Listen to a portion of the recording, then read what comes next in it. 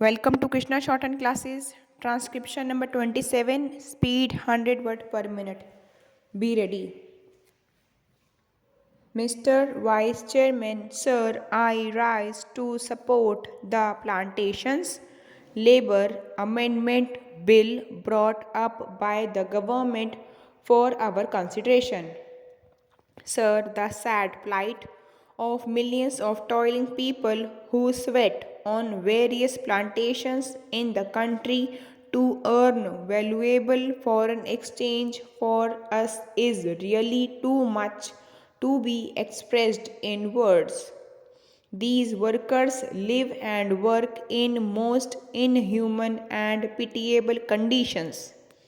These plantations include tea, coffee, cinchona, rubber, etc. And as we know, tea alone is one of the major foreign exchange earners of our country. But, sir, it is indeed most regrettable that, notwithstanding a lapse of 62 years since our independence, these workers who earn crores and crores of rupees by way of foreign exchange have to live in most miserable conditions. They live in houses that are most insecure and collapse frequently, and when these workers die as a result of these collapses, their guardians or their dependents do not get even due compensation for the loss that they have to bear. Unhygienic living is distant and far-flung areas compounded with lack of medical and educational facilities make their life utterly miserable. These plantations workers have to live in abject poverty like slaves of their employers.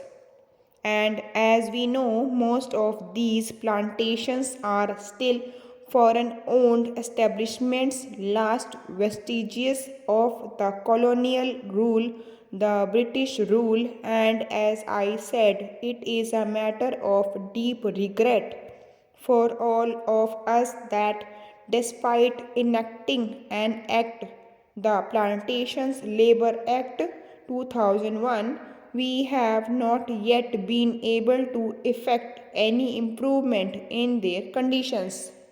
I think the employers alone are not responsible for their miserable condition.